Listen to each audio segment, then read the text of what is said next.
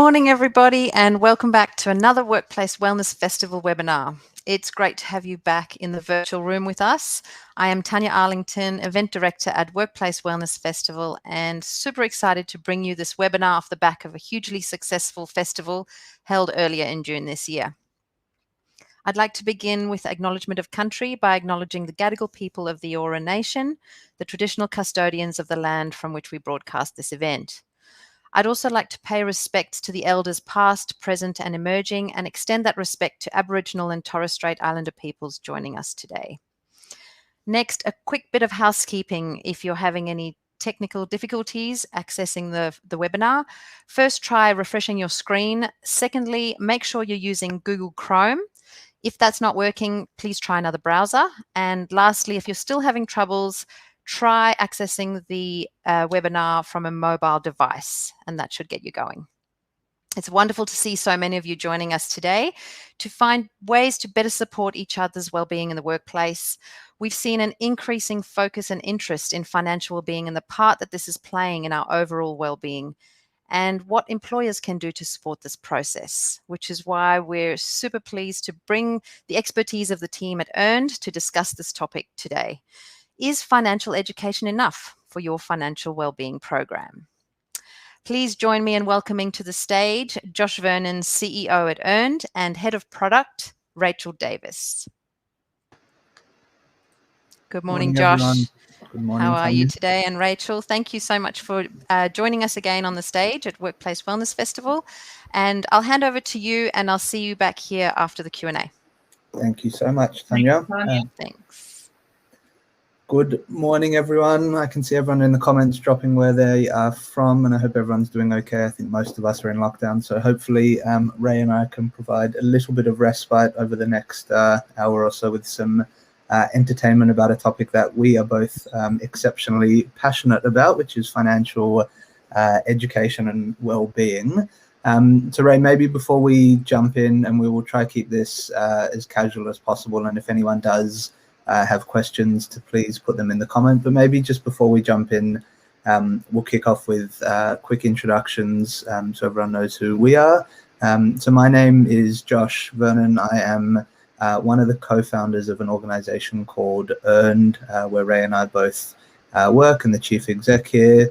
As a bit of background on our business, we started Earned about 3.5 years ago now, following a friend of mine who got into a really poor financial situation from taking out a payday loan, or from needing to replace his fridge, and then subsequently taking out a payday loan, a situation that far too many Aussies find themselves in, and needing to access what can sometimes be predatory credit to get out of a tight spot, and then fell into the wonderful world of financial well-being from there. So today, the topic of is education enough for an effective financial well-being program is one that I'm personally deeply passionate about. I was by no means an expert coming in, but was fortunate to find Ray and a bunch of others who are absolutely experts in this space. So maybe that's a nice segue, Ray, and I can hand over to you for a quick introduction before we jump in.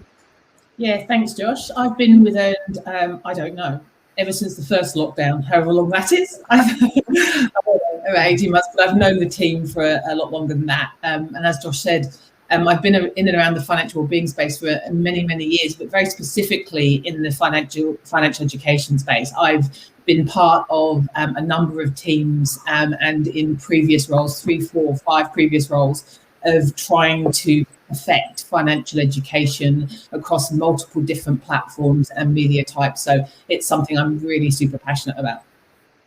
Awesome. So we may just pull up the slides now. If the team can support us there, that would be fantastic. And we will jump right into it. So as I said, we'd love to keep this as interactive as possible. I think a big part of us jumping in to do this webinar today is to try and help guide the conversation around what can make an effective financial well-being program. So if people have specific questions about how they're rolling out their programs in their workplace, or how they may be able to better do that, we are all ears with your questions. Tanya or Helen, I'm not sure if it's, there we go. Thank you so much. All right, so to kick off with a very short agenda, I think what Ray and I wanted to do more than anything is to frame the importance of financial education to begin with, and a big part of that is understanding the end objective. So financial education is ultimately a tool, and the question is, I guess, what is the end outcome that it's trying to achieve? And then the main question of today really is understanding whether it's effective as it's being delivered today, and if not, what more could we be doing in society and as employers to make education more effective. And then we will aim to leave you guys with a short implementation guide that you can take some actionable bits back to your organizations. I do have to apologize up front. I can see there's a missing I in education on the bottom, and that's now going to be on every single slide as we go through, so that is my bad. But in any case, better to own up to it. All right, so jumping into this, I think one thing that shocked me when we first jumped into this space was just the number of organizations which spoke to the importance of financial literacy and financial education. And we won't bore you, but just a couple of quotes. You can see here from the RBA, it helps people manage their affairs, improve their standards of living, but also makes a really important contribution to the soundness of the financial system and economy. And it goes on and on with different organizations speaking from the same hymn sheet around the importance. You can see this is the OECD talking to how they see a big part of their role is to improve financial education for the organizations or countries it works with. And then finally, I found this quote from Forbes quite interesting, particularly the second half of it, where you'll see it says, it will impact every part of your life and can mean the difference between prosperity and poverty. So I think what we can see from this is that a significant number of quite well-regarded groups really do see education as important. So moving on, I guess the question really is from there, why do they see it as important? And to frame this, and some of you may have seen this in what the Earn team had spoken about previously, but I guess the question we wanted to ask was, what is the big, hairy, audacious goal that financial education sets out to improve? And some of these statistics are quite shocking when you see them the first time, but many of us become desensitized to them as we go through seeing them time and time again. But stats like 1 in 3 people can't access $500 in an emergency, or 1 in 2 of us live paycheck to paycheck. That really is the fundamental reason why financial education exists, to try and better the financial well-being of the people who find themselves in this statistical group. I'm going to jump in here. I think Josh and I talk about these statistics a lot, and I think a kind of an old mantra of mine is that people don't collect financial products for fun. And what you're seeing on this slide really is what financial products are trying to solve for people in their everyday lives. 1 in 3 people can't access $500 in an emergency, so they will take out a financial product to bridge that gap. So I think, to Josh's point, we do become really desensitized to what are actual real problems that people are having to live with every day, and maybe not getting the right financial product because of it as well. Yeah, and I think there's been a couple of comments about people being in lockdown. I think COVID has only exacerbated what a lot of people feel in these situations about, particularly that last one about being worried about everyday expenses. Although we're not going out as much, for many of the individuals and sort of the most populous demographics being retail and hospitality and construction, a loss of one income or a partner's income can mean that these challenges become even more pronounced for many people. Exactly, with no end date, right? There's no one. Yeah, you kind of. I think, you know, within a short time frame, we can all feel comfortable cutting back on something, or cutting down on something, or living on a smaller budget. But God knows, we don't know how long this is going to go on for. And if you're living in a situation where maybe one person's lost their income on a reduced income, this is potentially months and months and months of reduced financial stress, which will impact years and years and years of lost earnings. So it's massive. Yeah. It's debilitating when you think about the impact financial stress has on a lot of people. And just to, I guess, frame that in an employer's context, because I am conscious many of us on this call are employers. When you think about the #1 stress in the workplace consistently, it's ranked as financial stress more than anything else. And just to, I guess, hammer that point home a little bit further with a couple of different quotes from organizations, it's not as if financial stress exists in an isolated environment where you're financially stressed and that doesn't permeate into other aspects of your life. You can see everything here from mental health. You're 3 times more likely to have mental health challenges, all the way through to relationships breaking down. So I think your point, Ray, on particularly nowadays not knowing when it comes to an end would do even more to exacerbate a lot of these statistics. Yeah, I think there's a reason that the term financial well-being has the word well-being at the end of it, or sometimes wellness, because it's inextricably linked with your emotional, your physical, and your mental well-being. Because if you're in either short or long periods of financial stress, that is going to take a huge toll on the way you eat, the way you sleep, when you exercise, all those things which can actually add up to us being physically, mentally, and emotionally well are really knocked down by periods of financial stress. It's huge. Yeah, agreed. Can I ask, I know we were chatting to Tanya before, and mental health has picked up a huge amount of traction is probably the wrong word, but a huge amount of focus. Yes, attention, that would be a better word. Attention during the pandemic. Do you think financial stress has done the same? Do you think it's getting underloved in terms of the impact it has on people? What's your take on that? Are you asking me? Yes. Yeah. Oh, yes. I wasn't sure if you were asking for comments.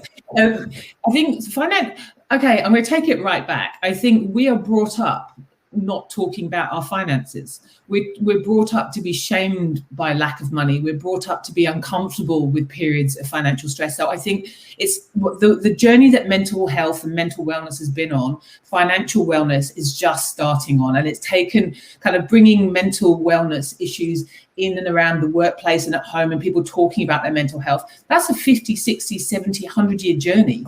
And financial well-being and financial stress is really on the same journey. And I'm hoping that we can all kind of start to accelerate the pace at which it becomes acceptable to bring financial stress into an employer and a familial context, so that we can really start to talk about these things in the same way, because it almost underpins everything else. Money runs our society. It runs our lives. How much we have and how little we have will dictate how we dress, where we live, where we shop, all those things. I think lack of access to money or lack of ability to understand how we should deal with our money is an incredibly debilitating state to be in. And I wish it had become as kind of acceptable to talk about financial stress as now it is my mental well-being. But no, we're nowhere close to that, and I would love to get to that point. It's interesting when you talk about that. I was thinking of the whole movement on social media about people being exceptionally comfortable in such a positive way to speak about mental health. But you're right, I think the exact opposite occurs with financial health, where people jump on Instagram or whatever it might be and see people living lavish lives, which adds to the taboo of putting your hand up and saying, I really am struggling and I do need help. Whereas mental health, you're right, becoming probably more acceptable, which is amazing. You're exactly right. But even just that point that you just made there, this constant bombardment of advertising, of people kind of spending to make themselves happy, people kind of feeling good because they got the new gadget or they got the next this or next that. And if you can't afford those things, like that's personal shame that you feel, that you can't access the same things that apparently everybody else on social media can. Yeah. Whether it's true or not. Exceptionally tough. Yeah, exceptionally tough.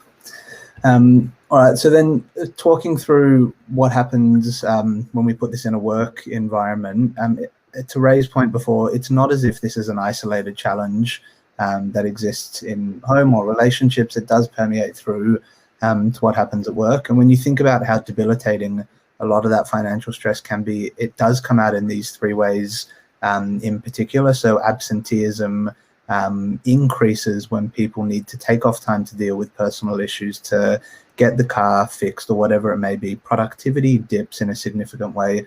Ray and I were discussing before that if you are financially stressed or a financially vulnerable individual, it's not even as if you're struggling at work, but going to the shops and picking which can of beans you're going to choose and seeing the prices between them, it permeates that deep into you. So it's very difficult to even comprehend the fact that it would be outside of the workplace only. So we do see productivity dip as well, and then retention and turnover.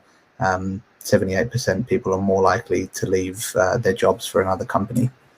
Absolutely, because you think if you're enduring periods of financial stress, one of the main things you're doing is looking for increased ways to access income, like make more money, get extra income streams. Obviously, what you're doing in your actual main job is going to be really impacted, and you may be permanently looking for a new job that pays more money, and therefore your engagement and productivity of your own job will decrease. Josh, quick question. There's a great question there. Do we just leave it there, or do we tackle it? No, I think it's awesome. Thank you, John. So people experiencing the most financial stress now are the ones who have been made redundant and their businesses can't operate because of lockdown or the pandemic. What financial education would assist those people? I may pose that to you first, Ray. Yeah, no, I'd love to tackle that, because I think John's point is a really salient one. And this is one of the fundamental issues with financial education. If it's delivered at the wrong time, it can have almost zero effect. So what financial education would assist those people right now, unfortunately, should have happened 10 years ago, 5 years ago, 2 years ago, which is the ability to put money away for periods where you may not be able to access it as easily as you could right then and there. So we refer to this as an emergency fund. And an emergency fund generally suggests somewhere between about 3 to 6 months worth of income, so that you can maintain your lifestyle at the same time. But you're right, John, that information can't be delivered to those people today. That information needed to have been delivered many months ago. In fact, and what I would say right now to those people enduring that kind of financial stress is what is needed as a safety net. It's not financial education, it's access to some kind of safety net and the ability to feel like you can get through it. It would be great if we could come up with a way to deliver financial education that was almost retroactive, but unfortunately we can't. That would be my answer. Yeah, and Ray, we're going to touch on later some of the behavioral barriers around present bias and people thinking that, well, I've got a job today, so I may as well spend money because I don't expect myself to be in a situation where I need it later on. But for those individuals, and sorry to push a little bit harder here, but retrospective financial education is very tough, and telling them they need a safety net today is very tough when they've got no income source. Is there anything that you're seeing around the National Debt Helpline or ASIC's Money Smart services or Centrelink that can support these people? Right now? Yep. Yeah, I mean, obviously there are. There's. Oh, thanks, John. Glad to help. There are places to go right now during COVID, and yes, National Debt Helpline is a great place. But I think it's. I actually lived through the GFC. I worked and lived through the GFC, so this is not my first time in an extended period of financial stress, and I was pretty well prepared, I thought, for that particular financial issue. Again, like the pandemic, that I didn't expect it to go on so long. So I was I was prepared for the 3 to 6 months. I was not prepared for 2 or 3 years. So I then what I actually had to do, and I was lucky, I had a very strong financial education background. So I was lucky, I knew what to do. I knew the trade-offs to start looking at. I knew the cutbacks that I needed to make, because you fundamentally, in long periods of financial stress, you have to change the way you live. And it's only if you're equipped with the right tools and education to understand how to modify your behaviors for long periods of time can you actually get through it. And and without having to resort to debt helplines and things, but they are there if you need them. Yeah, absolutely agree. I think Daniel also put something down about financial counselling, and I think it's such a solid point, because you think about those individuals who do struggle to make ends meet, and oftentimes they, when they're in a bind, look to go to predatory sources of credit. But there are options out there like financial counsellors who can, on your behalf, go and speak to the energy companies and say, is there a hardship fund that you can support this individual with, rather than going into that position. So there are some amazing resources out there like Financial Counselling Association of Australia. I think the problem is understanding where the resources are and what kind of resources you need. That's the problem. Again, this is where I come back to financial education, is do you have enough education to help you understand the situation you're in and the kind of tools and people and support that you need to get yourself out of it? Yep. And more than anything, which we're about to flick over to touch on, but is it delivered in a timely manner? So telling someone that resources are available 6 months ago when they're in a headspace of everything is okay, or 2 years ago, may not have an impact with what they do today. So we'll touch on that and how good financial education can get around that. So the big question I guess we're here to ask today is the financial education businesses or society provides today, is it effective? So wanted to pull up one quote. This is from the US Consumer Financial Protection Bureau, and there's a number of organizations which reiterate this fact, but they say there is no clear link between taking personal financial classes and saving more, paying debts off, or raising your credit score. And I think important to look at how that sentence is phrased in taking personal financial classes as sort of the old school way of how financial education is delivered, and their response is that is not effective. So question to you, Ray, why isn't that effective? And I may jump on to help guide you with what we've discussed before. Yes, so So I'm going to kind of, number one, I'm going to kind of clarify what I define as financial education so that this becomes a bit clearer, and make sure that we understand the distinction between financial education and financial well-being. So financial education absolutely is part of the solution to financial well-being, which are earned. We use the definition of kind of, do you feel in control of your money? Do you have access to money within an emergency? And do you have money left over for savings and for your future? So it's quite a simple definition, but a very, very powerful tool when you have actually achieved financial well-being. So the problem with financial education, it's like all education. Every single one of us receives education in a different way. The way we were brought up, our friendships, our families, everything will shape how we accept education, and how it may be delivered in the most amazing way, but I personally may not actually understand it enough. We are taught from a very early age, it's really embarrassing to put your hand up and ask the teacher that, you know, I don't understand something, I can't actually kind of make way in what you're talking about. So I think there's lots of different problems. Financial education is education, and it's also financial, which most of us find really difficult anyway. A lot of people get a bit weak at the knees when they see a percentage, because it's very difficult to understand finances unless you've been trained to understand this information. But there's also some fundamental problems with it. And I think, again, coming back to the point, it's probably similar to all education. It's inconsistent. Financial education is inconsistent. It's not delivered in a way that everybody can understand and rely on the information they're going to get. They can process every single time. It's delivered in many, many different forms across many mediums. You have to know where to find it. You know, sometimes in the employer context, you might be offered, you know, access to a seminar here or there, or there's apparently some tools on the website, or apparently some tools on the, your manageable access tools or the EAP, but you don't know where to find it. It's difficult. Inaccessible comes to that point as well. It's really hard to understand when and where to get financial education, and often untimely is because when you need it, you can't get it. It's not always with you. 6 months ago, as to Josh's point, you might have attended a seminar. You didn't need the information then. And maybe the information might have been on superannuation, not pertinent to you. So what you need when you need it is incredibly important with financial education.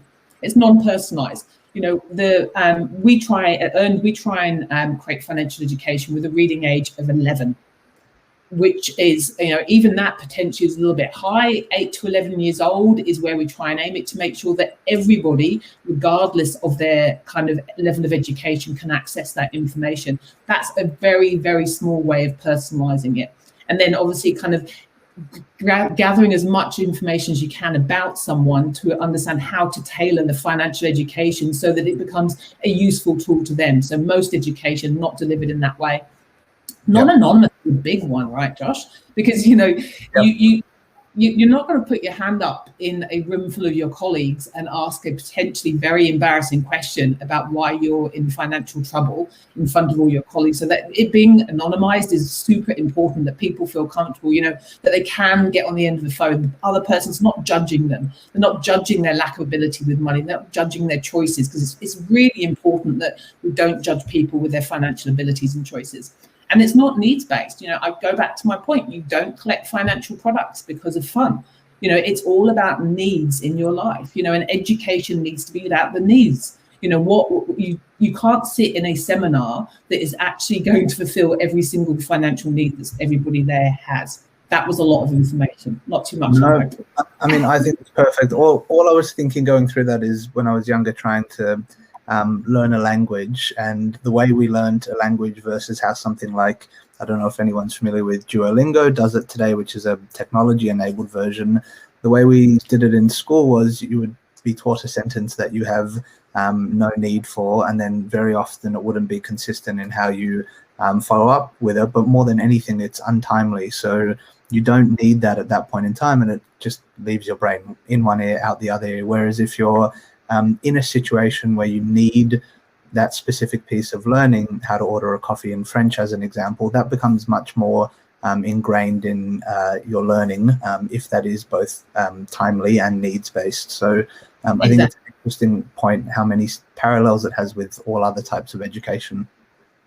I think so as well. And I think, we've never solved how to get financial education right in schools at the right time. It's still a whole globally. Kids are not getting the right kind of financial education. I think I was thinking about this while you were talking, is most of us will help our children, we think, with their financial education via pocket money, which of course is save, spend, save, spend, save, spend, save, spend. It never goes any further than that. When we look about the spectrum of needs, what you need from financial education across debt and credit and navigating superannuation, navigating choices around home loans, and the spectrum is absolutely massive, and we're just not set up to have that delivered correctly from a young age. So then you end up with young adults and potentially old adults who really don't understand how to make the correct financial choice because of the lack of education.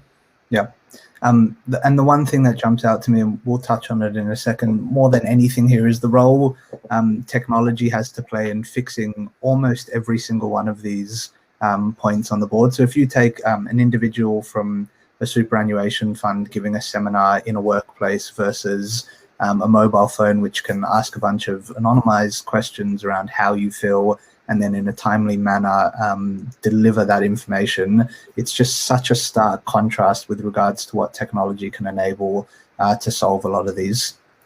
And Julie, I could not agree more. I remember when I was in school, not so long ago, but when I was in school, we were still doing home economics and learning how to cook, which is a very important thing. But at the end of the day, you don't learn the base level behaviors that someone needs to improve their financial lives in the future. You don't learn how to manage taxes, etc. So it is a daunting world for a lot of people who jump out of school and have to learn all of that on the fly. Totally agree. And it's interesting that, Julie, you picked budgeting as well, because we all know we need to budget. We just don't know how, right? Unless you've been taught. You get an image of an Excel spreadsheet in your head. It makes me feel faint, the idea of putting all my expenses into an Excel spreadsheet. So I totally agree. Like basic budgeting at part of high school, they come out. It's almost like, they know exactly what to do with a budget from day one. Yeah. And at Earned, we're so fortunate to work with the likes of Hungry Jack's and Pizza Hut and JD Sports. A lot of employers who are employing individuals who are having their first roles in life. And I think we have such an important role to play in the education element of teaching someone how to effectively manage their money the first time. And any employer in that bracket of employing individuals where it is their first role, I think has an equally important role to play. Afterpay, do you want to touch on that, Ray? Yeah, I will. Afterpay, I completely agree with you. That propensity to spend and the way it's marketed and make people feel like it's cool to get what you want versus need, because there's a very big difference, and not worry about how much it's going to cost you down the line. Totally agree. I actually have a slight counter argument. And if we had a high level of financial literacy, Afterpay is actually a really useful tool. Number one, if you are buying what you had already decided to buy, not impulse bought, so you're not buying in a hot state, but you're actually smoothing your income out by putting it into 4 installments, and it was direct debited and all that kind of stuff, and it was all automated. But yeah, it could be a very powerful tool, but I totally agree with you. It is not being used the right way through lack of financial education. Yeah, agreed. All right, so I wanted to take all of this and put it in a practical example, and this really sums up in a picture why we started. And I mentioned my friend Levi, who broke his fridge.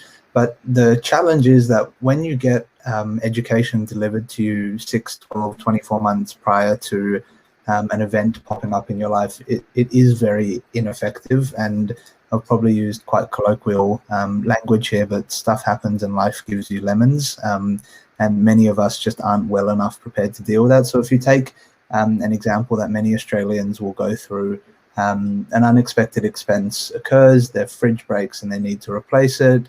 They need to access credit because they don't know what options are available to them because education isn't delivered at the point in time. Then payments rise and eventually your income becomes less than your expenses, your balances grow, and you find yourself in this situation of being trapped in a debt cycle, which has such detrimental impacts on an individual's physical and mental health, debilitating impacts. And I think that sums it up, whereby if we could develop tools, which I guess is what we're aiming to do at Earn, but if we could develop tools that provided education at each one of these points and recognize that everyone will manage through these points differently, it can have such a stark difference compared to what we're currently doing today. Totally agree. And I think the thing is as well, one unexpected expense, I 1 a month is probably about my average. I don't know about everybody else, but my plumbing went the other day. That was a shock. I think the thing to understand with the unexpected expense is your other expenses don't go away. So you might already be financially stressed, and then this cost sits on top of it, and it just digs this massive hole for you. And like Josh is right, to be coached constantly through that and understand that you can actually get through it is a very, very powerful tool, because, I think most of us would probably have an unexpected expense, between 1 and 3 months, at least one. Yeah.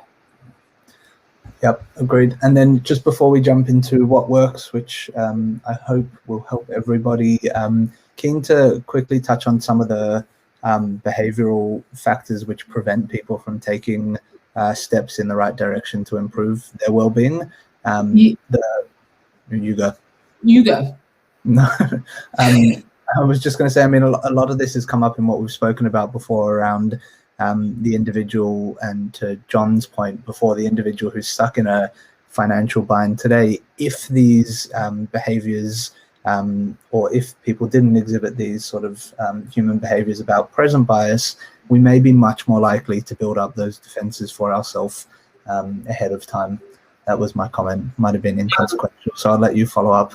No, it was a great comment. I'm glad I didn't cut you off. No, I think, these aren't just behavioural problems with financial education, but behavioural problems with financial being overall. I think one of the problems is that, to Josh's point, we're focused on today. There's a term called your future self. It's one of the problems that we have problems with superannuation in this country, which is like the most amazing portable pot of retirement funds ever. But people don't imagine themselves in that position using it. And sometimes it's even, we're very good at thinking of our future self lying on a beach, reading a book on holiday, but not our future self that has retired and needs funds to get through every day. So I think it's that focus on the present and overconfidence. Like, we're all overconfident. Emergencies happen.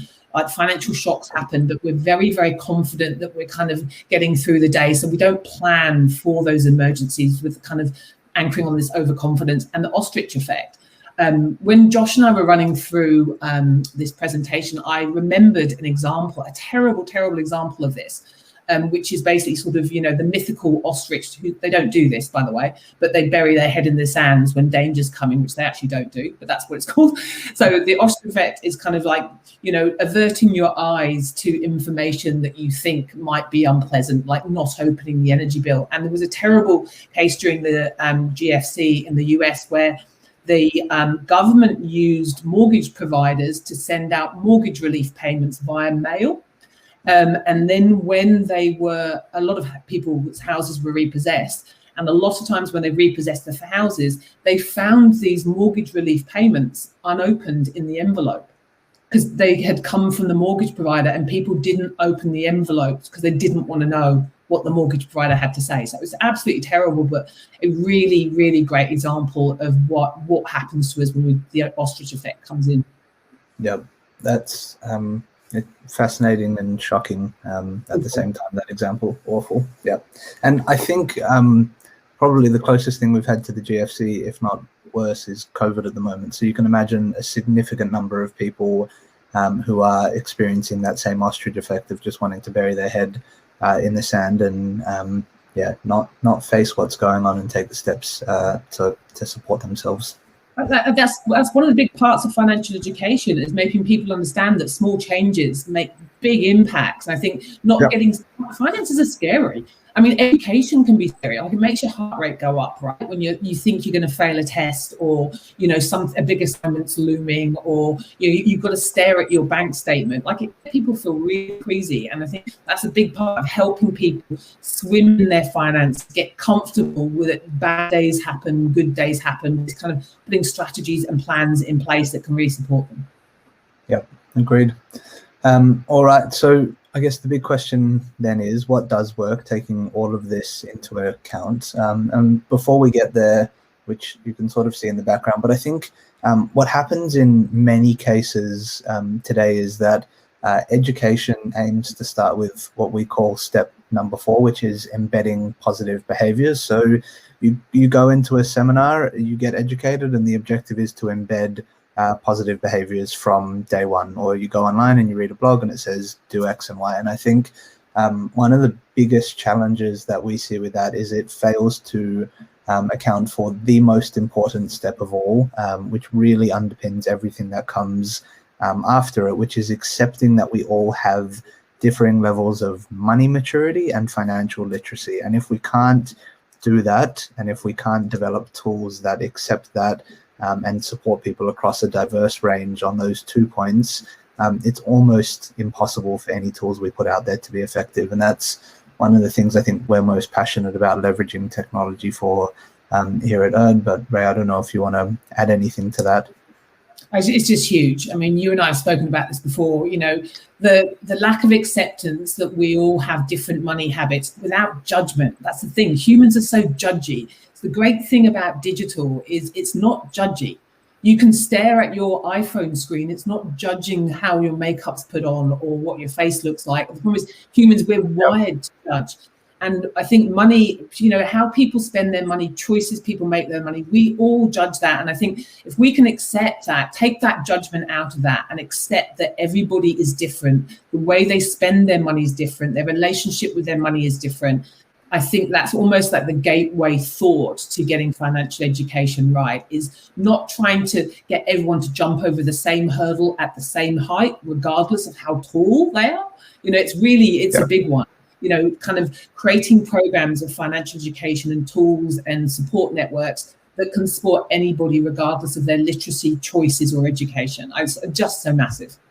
Yeah, I couldn't agree more. And then on the second point, and we've also discussed this a lot, but for everyone's context, at Earned we've got an access component which lets people access income when they need it for nothing or a very small fee, and as well as a savings product. And Ray, we've discussed a lot why we started with access rather than save, and I think it's an important point, number 2, to circle back on those behavioral barriers to bettering your financial health. But for us, what we see, and the data supports it, is that if someone is under severe stress, their decision-making abilities are significantly worsened. So once you do understand an individual's financial life, the best thing you can do for them is provide them a safety net so that that level of stress is removed from their life, and their ability to make the right decisions which can support them is then significantly increased, or at least not damaged. And I think that sits as an important number 2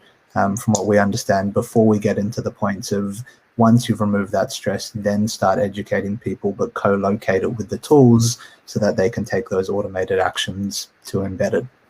Yeah, I think going back to John's point earlier around like, how does financial education support people who've lost their job now? Yeah, it probably can't, but a safety net can. And I think everyone will experience a point in their life where that safety net is needed, whether it's from their family, their friends, their partner, a product, whatever it is, it's going to be needed, because at some point finances don't go your way and intervention is required to stop you stop your house getting repossessed or defaulting on loans, all that kind of stuff.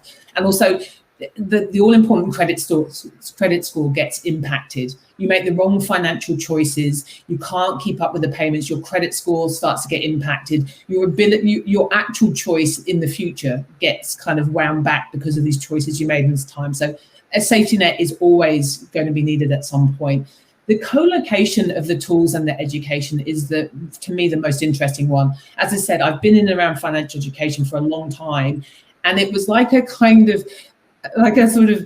vision came to me about 6 or 7 years ago that it didn't matter where we put the financial education, how we wrote it, how long it was, how short it was, the words we used, it wasn't enough.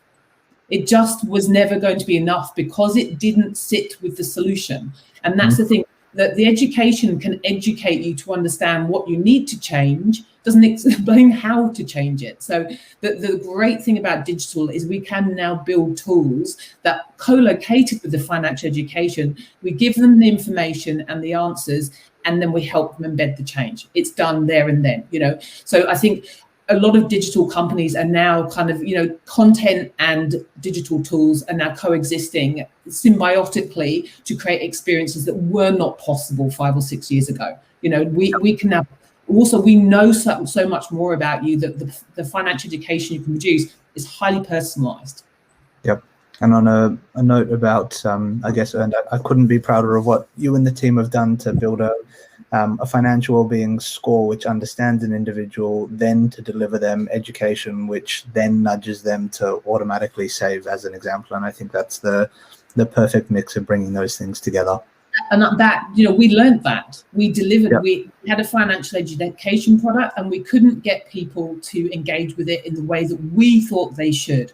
So Yep. what we've done is we've iterated that and then, created a financial well-being score. And based on how people score across the 5 different behaviors that equal financial well-being, they then get a very personalized, tailored journey to help them that's accessible all the time in however they want it, and we had to learn that. I had to learn it again. Who knew? Yep.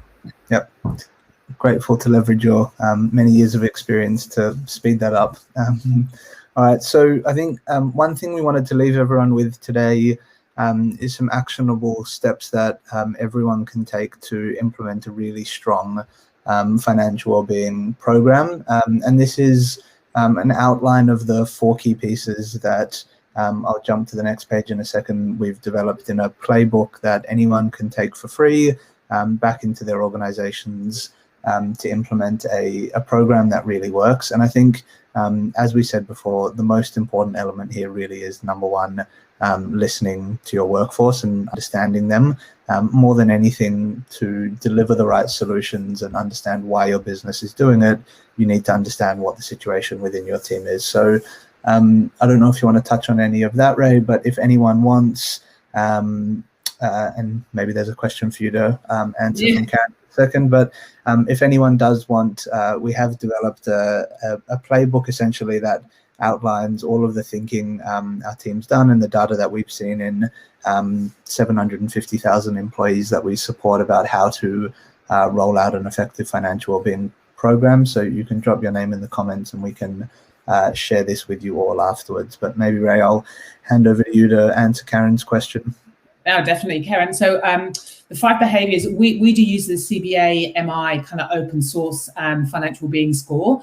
The 5 behaviors that we use are, do you engage with your finances? And that can be very informal. Do you look at your transaction history in your banking app, or do you have some kind of basic budget, that kind of stuff? The second behavior is, do you spend less than you earn? Sounds so simple, but it's so complex. You've got money kind of flowing out of your account 24 hours a day now. So I personally believe that spending less than you earn is kind of the foundational behavior of financial well-being. The next one that we look at is, do you manage credit and debt in a responsible way? And by responsible, we mean kind of, can you make your payments on time? Can you meet the kind of obligations that you've put in place for yourself? And also, are you looking at bad debt and good debt?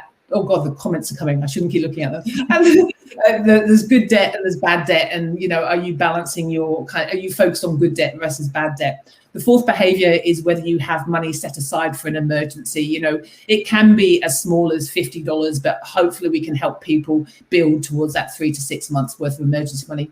And the fifth behavior is around having long-term goals in place with savings separated from emergencies there for those, so that you make sure that if you're trying to save for a house deposit, you've still got that emergency fund separated. So when that financial shock or crisis happens, you're not then taking out of your long-term goals or going back with your everyday spending and getting into trouble as well. And if anybody didn't hear me, I spoke too fast, just send me an email and I will happily send you some slides on that and some information. Yep. Awesome.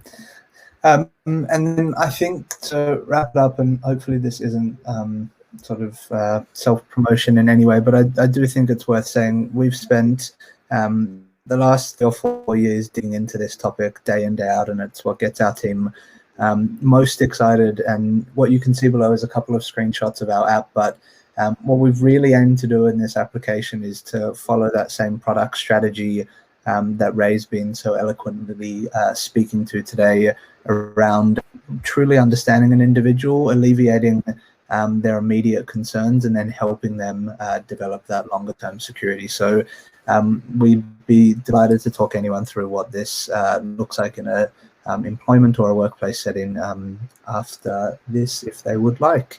And I think that pretty much wraps us up, unless Ray, you want to touch on anything further? No, I think that's good. I think, I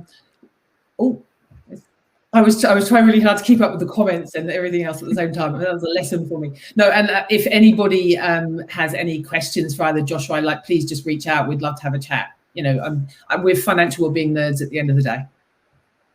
Yeah, agreed.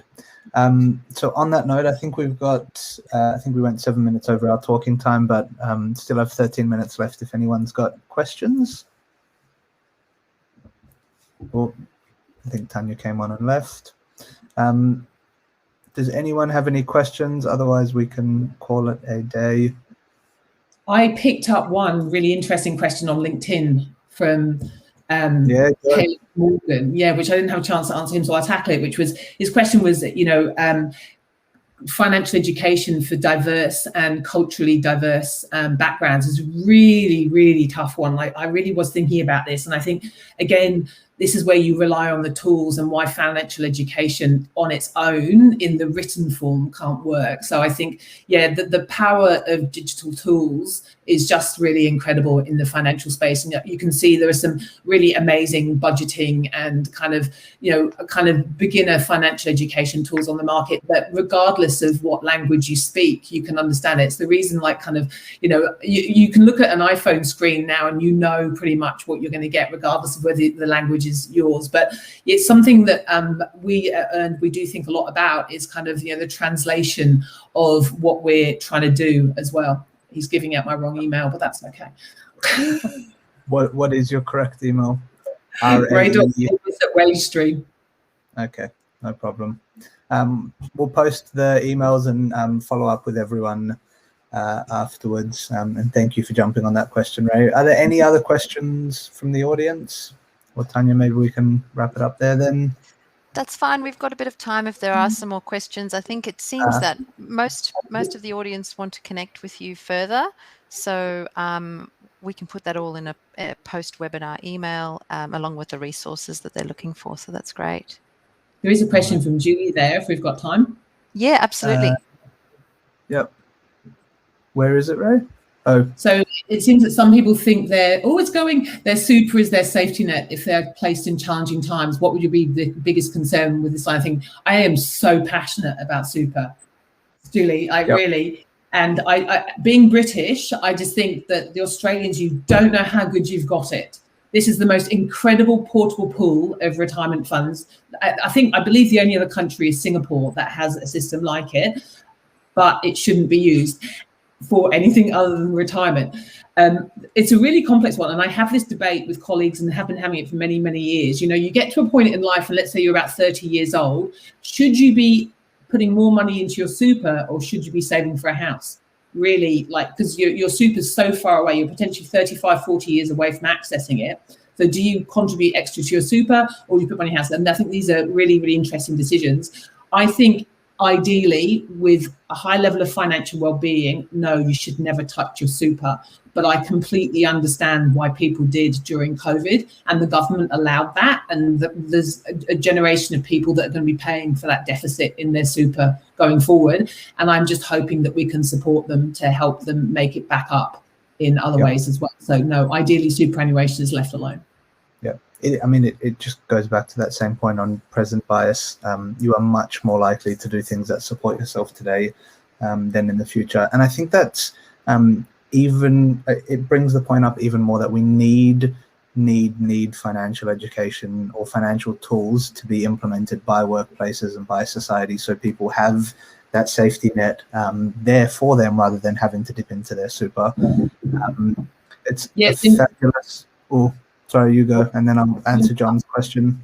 I'll quickly wrap up the super one really quickly. I bumped into someone who had accessed their super and paid off their credit card. Ooh, that took me. I spent all evening thinking about that, because it's like, fundamentally, it seems like a really good thing. But then the more I researched, it's like, no, it was better to have the credit card debt than lose the super money in the future, because you're losing all that compound. Like it really threw me, because I fundamentally felt like it was a good thing, and then it's like, no, it wasn't a good thing. It's interesting because your credit card debt might be at 20% though, whereas super would only gain 6 to 8% a year. But it depends how long. That money would have been in there for 40 years. Correct. Yeah. And it's very unlikely your credit card would have been paid off in more than 40 years. I'll quickly pick up on John's question. How do we respond to executives who are concerned about financial education at work because it might run afoul of the restrictions on giving financial advice? I think this is such a brilliant question, John, and we day in, day out speak to HR executives or CEOs, executives in organizations who sometimes, and more and more organizations are becoming empathetic to the challenges their workforce face, but in many cases, people are oblivious to those challenges. I'll break it down, because you've asked one point on the financial advice piece, which I might leave for Ray to answer. But in general, how do you get employers comfortable with supporting people's finances? I think at the end of the day, the simplest way to break down the barriers that some executives have is by showing them the financial stress that many of their employees are under, and making that emotional connection to what many people are going through.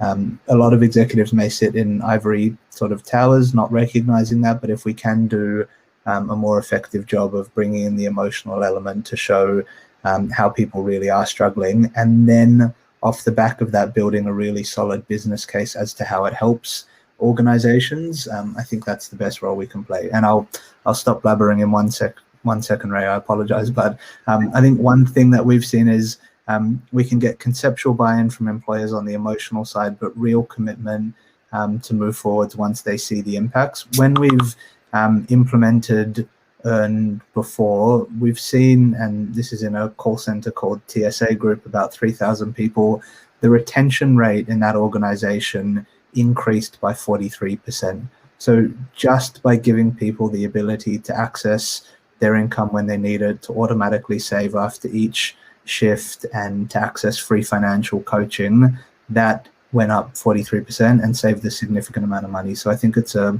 two-pronged approach about building digital tools that make a real impact and bringing out that emotional element. Oh, okay, so I'm going to do John's, and I'm going to quickly counter back with Yvonne's and make sure she understood what I was saying. So John, I'll just make sure we don't run out of time here. What have we got for 6 minutes? We are launching a new product. So I'm in this space at the moment, and we've done a lot of research around whether we can provide money coaching without stepping into the financial advice world, which is something I'm very, very conscious of. I believe it's possible.